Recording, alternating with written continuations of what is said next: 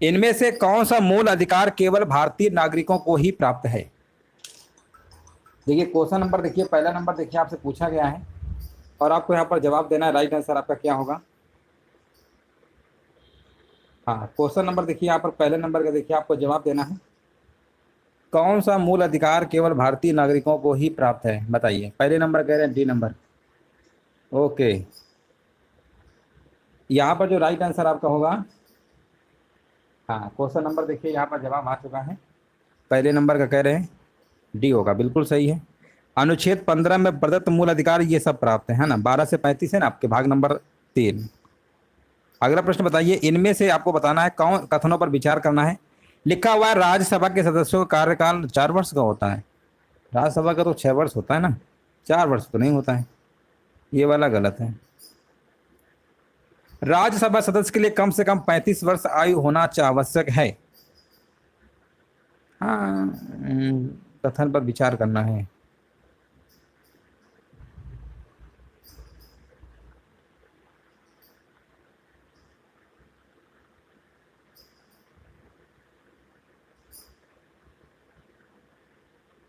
एक सेकेंड। राज्यसभा के लिए तो 30 वर्ष होता है। कितना है? 30 वर्ष है ना।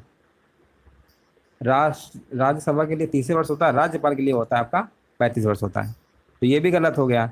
राज्यसभा एक स्थायी सदन है, इसके 1/3 सदस्य होता है, 1/4 नहीं, 1/3 है ना। तो ये भी गलत है। कह रहा कौन सा कथन गलत है? तो सभी गलत है, उपर्युक्त सभी। हाँ हाँ बिल्कुल बात सही है, सभी के सभी रॉन्ग है, बिल्कुल बात सही है। आगे बढ़ते हैं। धन विधेयक को राज्यसभा अधिकतम कितने दिनों तक रोक सकता है? बहुत बार बताए हैं, 14 दिन तक, ठीक है ना, 14 दिन तक होता है। हाँ हाँ बिल्कुल बात सही है।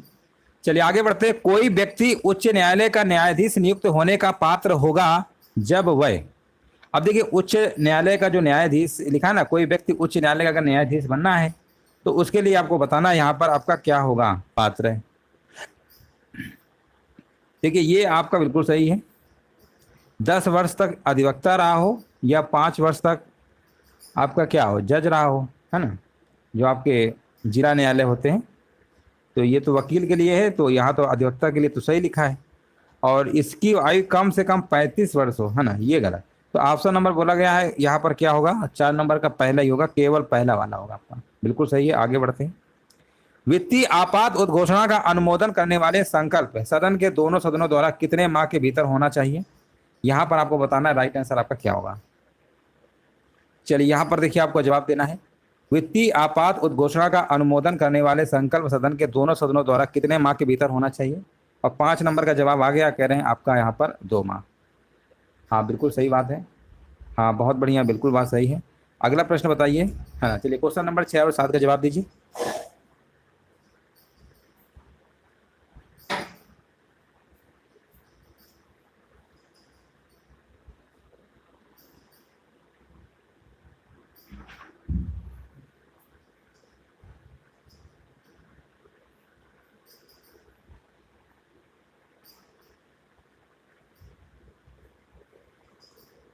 चलिए क्वेश्चन नंबर देखिए 6 नंबर का हमारे भी जवाब आ गया है। हाँ देखिए यहाँ पर लोकसभा में अविश्वास प्रस्ताव है ना, ये आपका पंडित जवाहरलाल नेहरू के खिलाफ आपके जेबी कृपलानी लाए थे 1963 में लाए थे, है ना, याद रखिएगा 1963। 6 नंबर का ए नहीं बी है, 1963 में जेबी कृपलानी के द्वारा लाया गया था। अगला बताइए 7 नंबर बताइए, राज्य के नीति निर्देशक तत्वों के परिवर्तन के लिए किस अनुच्छेद में उपबंध किया गया है? तो 7 नंबर का आपका है आर्टिकल नंबर, बताइए कौन सा होगा? 37। बहुत बढ़िया, बिल्कुल सही बात है, ऑप्शन नंबर ए होगा। बताइए अगला प्रश्न बताइए, नेक्स्ट प्रश्न आपके सामने है। पूछा गया है चेलैया समिति का गठन किस वर्ष किया गया था?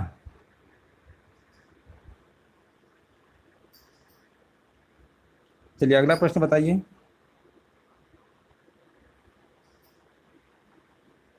चेलैया समिति का गठन किस वर्ष किया गया था?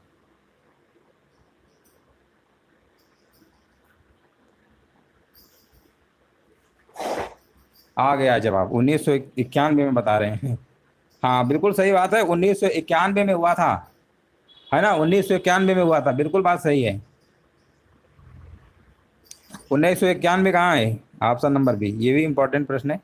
अगला प्रश्न बताइए, इनमें से किस क्रांति का संबंध कोको उत्पादन चमड़ा उत्पादन से है? चमड़ा उत्पादन से कौन सा है बताइए? भूरी क्रांति है, चमड़ा और कोको, याद रखिएगा, चमड़ा और कोको से भूरी क्रांति है ना, भूरी क्रांति है। काली क्रांति आपका पेट्रोलियम उत्पादन से संबंधित है, ठीक है। अब गोल्डन जानते ही ये जूट वाले से, जूट जूट से संबंधित आपका है ना, जूट से। चलो आगे बढ़ते हैं। यहाँ पर अगला प्रश्न आपके सामने बताइए, क्वेश्चन नंबर 10 लिखा हुआ है, एक धन जो आसानी से विदेश से आता है लेकिन आसानी से चला जाता है, इसे किस प्रकार से जाना जाता है? इसे किस प्रकार से जाना जाता है? देखिए, बफरिंग की समस्या बताई जा रही है। बफरिंग की समस्या हमें तो यहाँ नहीं लग रहा है, ऐसा हमें नहीं महसूस हो रहा है। बाकी सभी लोग कमेंट करके बता दीजिए, क्या बफरिंग सभी के पास आ रहा है कि सिर्फ कुछ ही लोगों के पास आ रहा है? जो भी समस्या है सभी लोग कमेंट कर दीजिए। 10 नंबर का बता रहे हैं, डी नंबर, हार्ट मनी कहते हैं। क्या कहते हैं? Heart money. गन्ने का उचित और पारिश्रमिक मूल्य अनुमोदित करता है, आपको बताना है। गन्ने का उचित और पारिश्रमिक मूल्य एफआरपी जिसे आप बोलते हैं, है ना, अनुमोदित करता है। 11 नंबर का बताया जा रहा है, कह रहे हैं आर्थिक मामलों पर कैबिनेट समिति। आर्थिक मामलों पर कैबिनेट समिति यहाँ पर क्या होगा? बिल्कुल करेक्ट आंसर आपका यहाँ पर होगा। 11 नंबर का आपका ए होगा। हाँ, बफरिंग की समस्या देख लीजिए, और सभी के फोन में आ रही है क्या? अगला प्रश्न बताइए। चलिए, यहाँ पर जवाब देना है। असहयोग आंदोलन में कौन सा कार्यक्रम शामिल नहीं है? असहयोग आंदोलन में कौन सा कार्यक्रम शामिल नहीं है?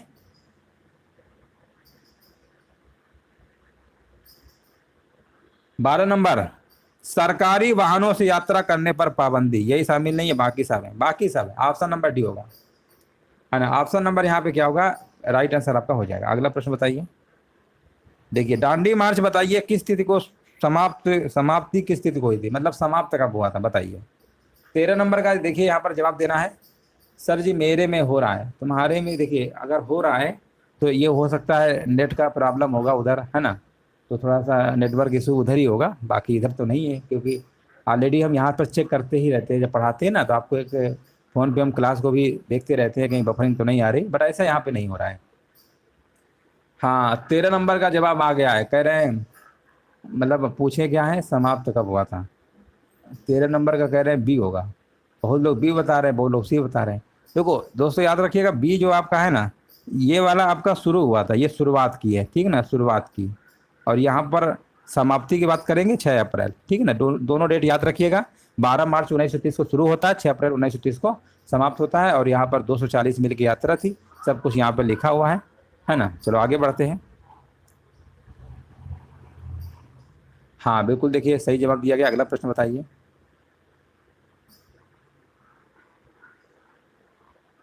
नेक्स्ट प्रश्न बताइए, कौन सा कार्यक्रम सही नहीं है? भारत छोड़ो आंदोलन कितना था? 9 अगस्त 1942 है ना, यही वाला आपका सुमेलित नहीं है, बाकी सब आपके हैं। बाकी सब आपके हैं। आगे आगे बढ़ते हैं। अगला प्रश्न बताइए। आजाद हिंद फौज के साथ सुभाष चंद्र बोस ने सिंगापुर में स्वतंत्र भारत की अस्थायी सरकार का गठन कब किया? हाँ, ये किया था आपका 21 अक्टूबर 1943, याद रखिएगा। 21, देखो कितना अच्छा प्रश्न है ये। 1943 तो सभी में दिया है, लेकिन यहाँ पर डेट और मंथ भी याद होना चाहिए, तभी कर पाएंगे। 21 अक्टूबर 1943 में सुभाष चंद्र बोस ने आजाद हिंद फौज की यहाँ पर आपका जो है गठन किया था, याद रखिएगा। आंसर जाएगा विकल्प नंबर आपका बी के साथ। अगला प्रश्न बताइए, और यहाँ पर आपको बताना है, सती प्रथा का उन्मूलन किया गया, और ये आपका किया गया था 1829 में किया गया था। अब 2 ऑप्शन दे दिया है, अब कंफ्यूज होता है कौन सा मारे, तो याद रखिएगा, लॉर्ड विलियम बेंटिंक की अगुवाई थी ना उसमें, ये आपका 1829 में। तो नियम नंबर क्या है? 17, ऑप्शन नंबर बी लगाइएगा, ठीक है ना। 1829 तो यहाँ भी लिखा है, तो ये भी याद रखिएगा, 1829 के नियम 17 के द्वारा। चलिए आगे बढ़ते हैं, और यहाँ पर बताइए, वहाबियों के विद्रोह को कुचलने का श्रेय किस गवर्नर जनरल को जाता है? और 17 का यहाँ पर हमारे भी जवाब आ गया, लॉर्ड एल्गिन प्रथम, है ना। लॉर्ड एल्गिन प्रथम, जिनका भी जवाब आ रहा है ना, बिल्कुल सही जवाब है। ऑप्शन नंबर यहाँ पे आपका आंसर जाएगा विकल्प नंबर बी नंबर होगा। 17 नंबर का बी है आपका।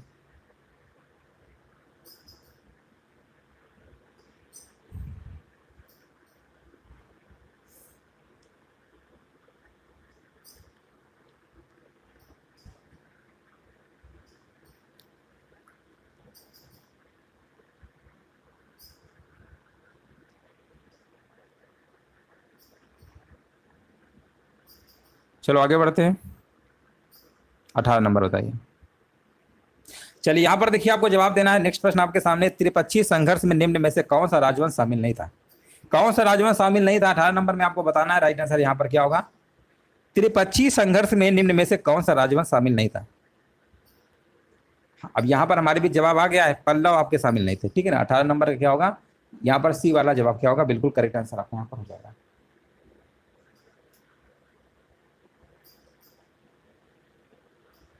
चलिए आगे बढ़ते हैं।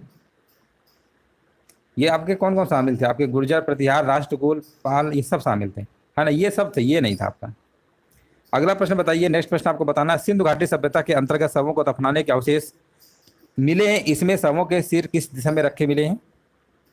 तो ये आपके मिले हैं आपके उत्तर दिशा में। ऑप्शन आपका ए होगा।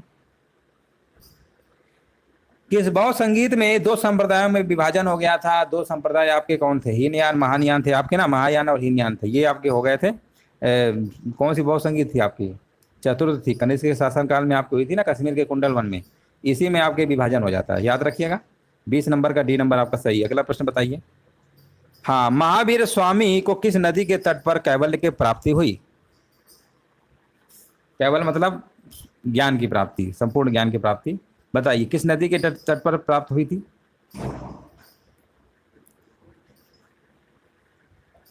ये बहुत पूछा जाता है, कई बार तो पूछा गया है कि गौतम बुद्ध का जन्म किस नदी किनारे हुआ था? तो निरंजना नदी किनारे हुआ था, है ना। अब ये पूछा गया, महावीर स्वामी आपके 24वें तीर्थकर थे। महावीर स्वामी के प्रथम आपके कौन थे? ऋषभ देव थे आपके, 24वें आपके थे। और इनका जो जन्म था वैशाली में हुआ था, बिहार में पड़ता है, वैशाली में हुआ था आपका। हाँ, वैशाली में हुआ था, कुंडग्राम में हुआ था। और इनकी जो मृत्यु थी आपकी कहाँ पे हुई थी? पावापुरी में हुई थी। पावापुरी भी बिहारी में पड़ता है। ये 24वें तीर्थकर थे। लेकिन यहाँ पर बोला किस नदी के तट पर? नदी के तट पे बात करेंगे तो आंसर क्या होगा? 21 नंबर का जवाब आ गया है, ऋजुपालिका, बिल्कुल सही है। अगला प्रश्न बताइए। आजीवक संप्रदाय के संस्थापक इनमें से कौन है? आजीवक संप्रदाय के संस्थापक इनमें से कौन है, आपको बताना है। और यहाँ पर हमारे भी जवाब आ गया है, 22 नंबर का बताया जा रहा है। यहाँ पर मक्खलीपुत्र, याद रखिएगा, मक्खलीपुत्र ऑप्शन आपका सही होगा, 22 का सी। अगला प्रश्न बताइए। किस मुगल शासक के शासनकाल को स्थापत्य कला का स्वर्णिम काल कहा जाता है? बताइए किस मुगल शासक के शासनकाल को स्थापत्य कला का स्वर्णिम काल कहा जाता है? और यहाँ पर आंसर हमारे बीच आ चुका है, शाहजहां। 1627 से इनका 1658 तक कार्यकाल था, जो कि बिल्कुल सही आंसर दिया गया, ऑप्शन नंबर सी होगा। अगला प्रश्न बताइए। मुगल काल में मुहतसिब कौन था? 24 का जवाब आ चुका है, यहाँ पर आपका डी होगा, आचरण अधिकारी। 24 नंबर का डी है आपका। अगला प्रश्न बताइए। दीवान आ अर्ज किस विभाग से संबंधित था? 25 नंबर का देखिए, आपको जवाब देना है। दीवान आ अर्ज किस विभाग से संबंधित था? तो यहाँ पर आंसर आपका हो जाएगा सैन्य विभाग, आपका सही है। अगला प्रश्न बताइए। बसावन व दसवंत किस शासक के दरबारी चित्रकार थे? हाँ, यहाँ पर देखिए जसवंत और जो आपके है ना, ये क्या कहते हैं, बसावन, ये किसके थे आपको बताना है। और 26 का जवाब आ गया, ये आपके अकबर के थे। याद रखिएगा, अकबर यहाँ पे क्या होगा, आंसर होगा जसवंत, है ना। और ये आपके कौन है, दासवान, है ना। दसवंत और ये बसावन, ये सब आपके किसके? ये अकबर के चित्रकार थे, अकबर के प्रसिद्ध, अकबर के दरबार के प्रसिद्ध चित्रकार थे। 27 नंबर में आपको बताना है, इनमें से कौन सा सुमेलित नहीं है? ऑप्शन लिखा हुआ है, आपको बताना है। परमाणु विद्युत ग्रह आपके यहाँ पर दिए गए हैं, और आपको बताना है इनमें से कौन सा आपका सुमेलित नहीं है। 27 नंबर का हमारे भी जवाब आ गया है, कह रहे सी नंबर होगा।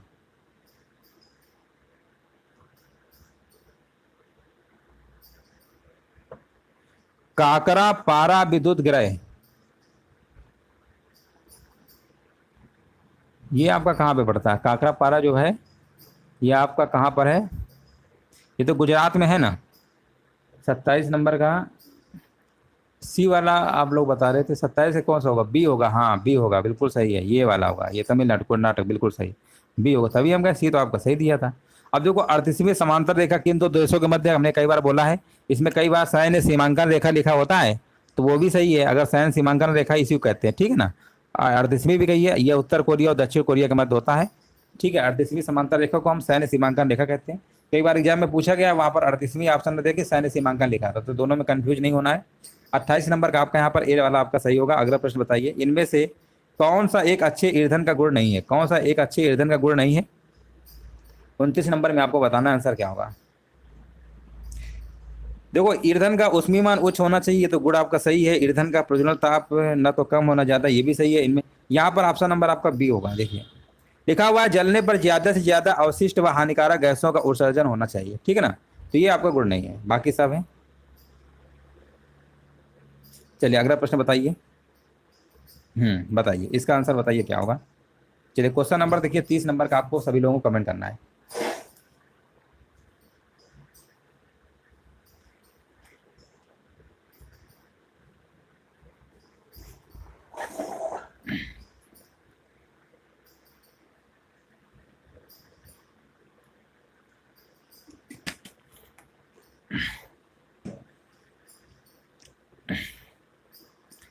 चलिए 30 नंबर का देखिए जवाब आ गया है, विटामिन B12 सही सुमेलित करना। 30 नंबर का आपका यहाँ पर जवाब होगा, आपका ए नंबर होगा, है ना। 30 नंबर का जवाब यहाँ पर आपका ए है। ए नंबर का यहाँ पर क्या, विटामिन B7, अब बी का पहला है, और सी का आपका बांझपन उत्पन्न होना, और विटामिन के जो है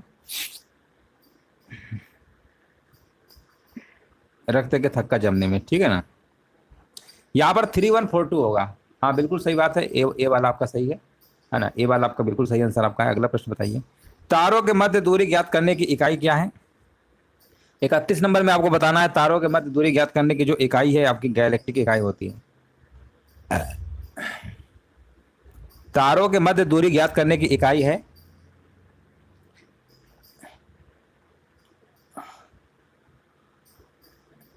एक सेकंड,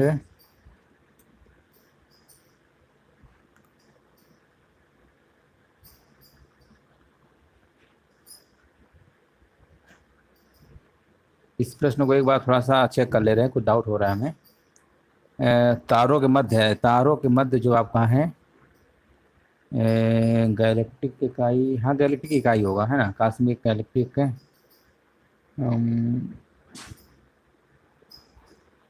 इसका आंसर जो आपका है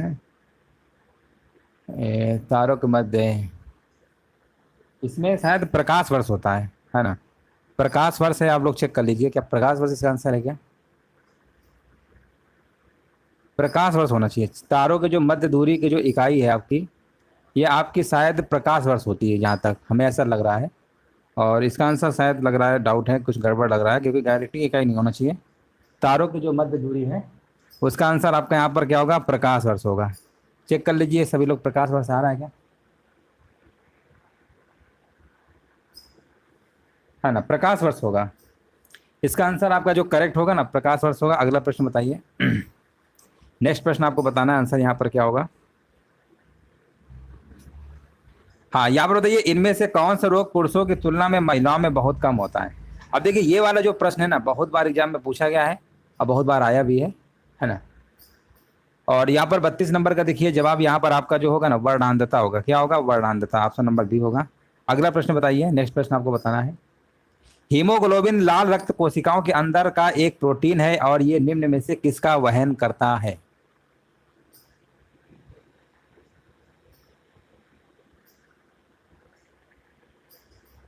तैतीस नंबर का देखिए कमेंट करना है। हीमोग्लोबिन देखिए एक प्रोटीन है जो आपकी आरबीसी में पाया जाता है, ये बात आपकी बिल्कुल सही है ना, आरबीसी में पाया जाता है। और ये कोशिकाएं शरीर के चारों ओर ऑक्सीजन ले जाने का कार्य भी करती हैं। तो यहाँ पर अगर आप देखेंगे आंसर क्या होगा, हाँ देखिए यहाँ पर बिल्कुल सही जवाब है। 33 नंबर का जवाब यहाँ पर बताया जा रहा है ऑक्सीजन, बिल्कुल सही है। ऑक्सीजन आपका ए नंबर आपका सही होगा।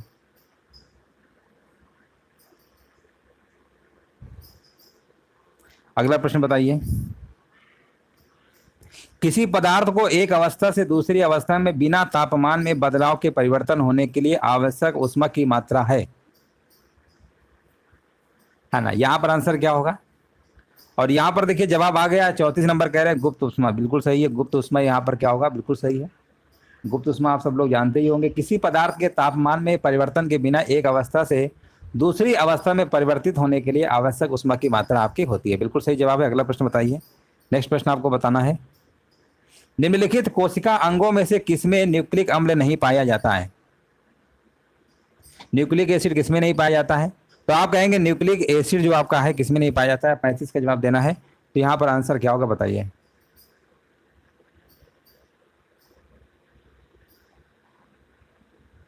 हाँ यहाँ पर देखिए आपका जवाब आ चुका है। हाँ जीव द्रव्य बिल्कुल सही है, ऑप्शन नंबर डी होगा आपका, जीव द्रव्य होगा, है ना। जीव द्रव्य यहाँ पर क्या होगा, बिल्कुल करेक्ट आंसर आपका यहाँ पर हो जाएगा। जीव द्रव्य आपका सही है, प्लाज्मा झिल्ली में भी आपका नहीं होता है। चलो आगे बढ़ते हैं, अगला प्रश्न बताइए। 36 नंबर का आपको जवाब देना है।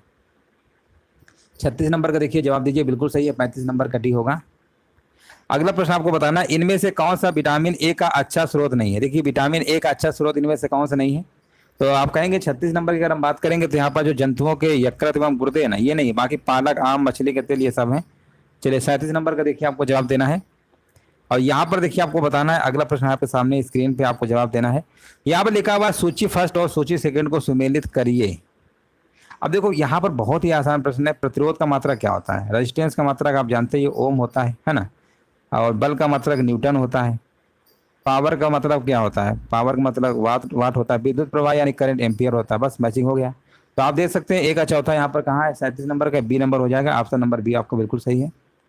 अगला प्रश्न आपको बताना है, धातुओं में सबसे कम घनत्व वाला तत्व कौन सा है। ये 15-20 मिनट हो जाएंगे।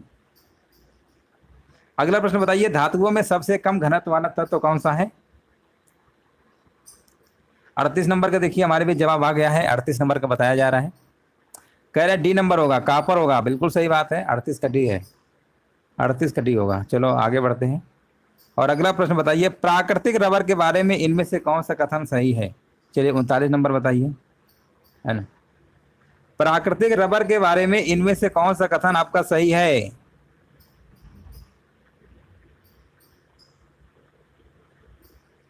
कह रहा है यह एक प्राकृतिक मतलब बहुलक है, इसमें लोचदार गुण होते हैं। बात सही है ना। पहला ही विकल्प आपका सही होगा, 39 का ए होगा।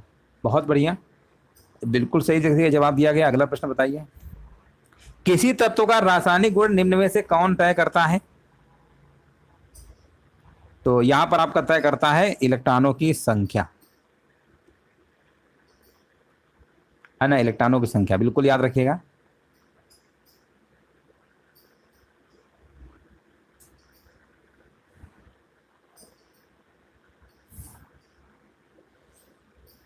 हाँ बिल्कुल सही। अगला प्रश्न बताइए। अब यहां पर देखिए आपको बताना है, नेक्स्ट प्रश्न आपको बताना है, देवप्रयाग किन नदियों के संगम पर स्थित है। देवप्रयाग कह रहे हैं भारत के उत्तराखंड राज्य के टिहरी गढ़वाल जिले में स्थित एक नगर है ना। और ये जो है अलकनंदा नदी का भागीरथी नदी से क्या होता है, संगम है। आंसर क्या होगा बताइए। आ गया 41 का, कह रहे हैं ए नंबर होगा। बिल्कुल सही है, भागीरथी अलकनंदा। इंपॉर्टेंट प्रश्न है आपका ये। हाँ धार्मिक दृष्टि से बहुत बहुत महत्वपूर्ण तीर्थ स्थान है ना। तो आप लोग जा सकते हैं, उत्तराखंड में देख सकते हैं। चलो आगे बढ़ते हैं। अगला नंबर है 42 नंबर आपके सामने है। इनमें से किस राज्य से कर्क रेखा बीचों बीच गुजरती है। अब कई बार हमने बताया है ना। ये आपके 8 राज्यों से गुजरती है ना। ट्रिक भी आपने पढ़ा होगा, मित्र पर गमछा झाड़ करके ट्रिक है। गुजरात, राजस्थान, मध्य प्रदेश, छत्तीसगढ़, झारखंड, पश्चिम बंगाल, त्रिपुरा, मिजोरम। टोटल कितने राज्य हो गए, 8। अब इसमें देख लीजिए कौन सा लिखा, बीचों बीच लिखा है ना। बीचों बीच कहाँ गुजरती है, 42 का आपका मध्य प्रदेश से। एमपी मध्य, मतलब देखो मध्य का मतलब ही क्या होता है, बीच में, है ना। तो इसके नाम से ही पता चल रहा है, तो इसमें कोई डाउट ही नहीं होना चाहिए किसी को। अगला प्रश्न है आपका, इनमें से कहाँ सर्वाधिक जैव विविधता पाई जाती है। 43 का आंसर क्या होगा।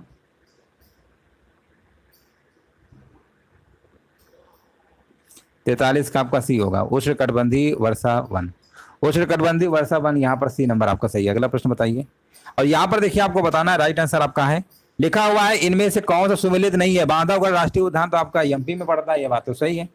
रोहिला अगर राष्ट्रीय उद्यान की बात करेंगे, ये तो आपका हिमाचल प्रदेश में, गुजरात लिखा हुआ है, ये कहाँ, हिमाचल प्रदेश में, है ना।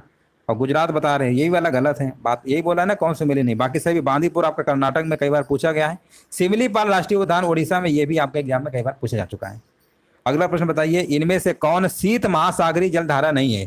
शीत महासागरीय जलधारा इनमें से नहीं है। 45 का जवाब क्या होगा, और 45 का जवाब हमारे बीच आ चुका है। 45 का आंसर बताया जा रहा है। 45 का आपका डी होगा अगलुहास, है ना। अगलुहास यहाँ पे महासागरीय जलधारा नहीं है। वेरी वेरी मोस्ट इंपॉर्टेंट प्रश्न है, बहुत बार एग्जाम में पूछा गया है। इसमें से किस नदी को दक्षिण भारत की गंगा कहा जाता है? अब देखिए, दक्षिण भारत की गंगा और दक्षिण गंगा, ये दो प्रकार के प्रश्न बनते हैं, है ना। दो प्रकार के बनते हैं, इसे बहुत लोग कंफ्यूज हो जाते हैं। जब याद रखिएगा, जब पूछेगा दक्षिण भारत की गंगा तो लगा के आंसर आइएगा कावेरी। और जब क्वेश्चन में कहेगा कि बताइए भारत की दक्षिण गंगा कौन सी है, तब दक्षिण गंगा केवल कह दे तो लगा के आइएगा गोदावरी, और दक्षिण भारत की गंगा कहेगा तो कावेरी। दोनों में थोड़ा अंतर है। दक्षिण भारत की गंगा कावेरी, और दक्षिण गंगा, भारत की दक्षिण गंगा अगर पूछेगा कि दक्षिण गंगा नदी कौन सी है तो गोदावरी। कंफ्यूज नहीं होना है। चलो आगे बढ़ते हैं। प्रशांत महासागर क्षेत्र में रिंग ऑफ फायर किसके लिए जाना जाता है? 47 नंबर का देखिए हमारे भी जवाब आ गया है, और 47 कह रहे हैं बी नंबर होगा। बहुत बढ़िया, बिल्कुल सही है। बी नंबर मतलब यहाँ पर भूकंप और ज्वालामुखी, बिल्कुल सही है। ऑप्शन नंबर आपका यहाँ पर बी नंबर, जिनका भी जवाब आ रहा है बिल्कुल सही है। अगला प्रश्न है, इनमें से कौन सा आपका सही सुमेलित नहीं है? अब देखिए यहाँ पर टकला मकान, है ना, टकला मकान, टकला मकान, है ना। टकला मकान तो सभी को पता ही है, चीन में कई बार बता भी चुके हैं, ये तो सुमेलित है ना, टकला मकान वाला। Thar Bharat, Atacama Chile, Gibson वाला आपका अफ्रीका में नहीं है, तो यही वाला आपका सुमेलित नहीं है, बाकी सब है। ऑप्शन यहाँ पे आपको लगाना पड़ेगा डी नंबर वाला। अगला प्रश्न बताइए। और यहाँ पर देखिए आपका 49 नंबर वाला प्रश्न देखिए, आपको बताना है प्रतिरोधात्मक या घर्षणात्मक बेरोजगारी है, ये कौन सी बेरोजगारी होती है ना। तो ये बेरोजगारी कौन सी होती है आपको बताना थी। आपकी व्यवसाय रोजगार परिवर्तन की प्रक्रिया के दौरान श्रमिक व्यक्ति का कुछ समय के लिए बेरोजगार होना, ठीक है ना। तो यहाँ पर आंसर क्या होगा? सी नंबर आपका हो जाएगा। न्यूनतम समर्थन मूल्य एमएसपी के बारे में निम्नलिखित कथनों पर आपको विचार करना है। अब यहाँ पर बताइए 50 का आंसर क्या होगा? यहाँ पर लिखा हुआ है, पहला पॉइंट है आपका, न्यूनतम समर्थन मूल्य आर्थिक मामलों की मंत्रिमंडलीय समिति द्वारा प्रस्तावित किया जाता है। सही है। न्यूनतम समर्थन मूल्य कृषि लागत एवं मूल्य आयोग के द्वारा, तो दोनों सही आपके हैं, ठीक है ना। यहाँ पर आपका 50 का सी होगा, 50 का सी होगा, है ना। यहाँ पर आपका 50 का सी होगा। चलिए यहाँ पर देखिए कुछ हमारे इंपॉर्टेंट पॉइंट है ना। 50 प्रश्नों की सीरीज तो डेली चली रही है, साथ में हम यहाँ पर वन लाइनर भी कवर करते हैं लास्ट में, है ना। यहाँ पर आप देख लीजिए, यहाँ पर लिखा हुआ प्रमुख दर्शन है और इसके प्रवर्तक हैं। दर्शन एक तरफ प्रवर्तक है। योग के पतंजलि, न्याय के गौतम, सांख्य के कपिल, चावारके हैं। वैशेषिक के आपके कणाद है। पूर्व मीमांसा के जैमिनी है, ठीक है ना। उत्तर मीमांसा देखो, पूर्व मीमांसा जैमिनी, उत्तर मीमांसा बादरायण, याद रखिएगा। विभिन्न संप्रदाय एवं उनके संस्थापक की अगर हम बात करते हैं, ये संप्रदाय है, ये आपके संस्थापक हैं। आजीवा के कौन है? आजीवा का भी हमने बताया था, मक्खलीपुत्र गोसाली, कई बार पूछा भी गया है। हाँ, अनिश्चयवादी की बात करेंगे संजय वेठलीपुत्र होगा। भौतिकवादी की बात करेंगे प्रकुद कच्छायन होगा। घोर अक्रियावादी की बात करेंगे पूरण कश्यप। तो इस तरीके से जो आपका था क्लास आज आपके यहीं से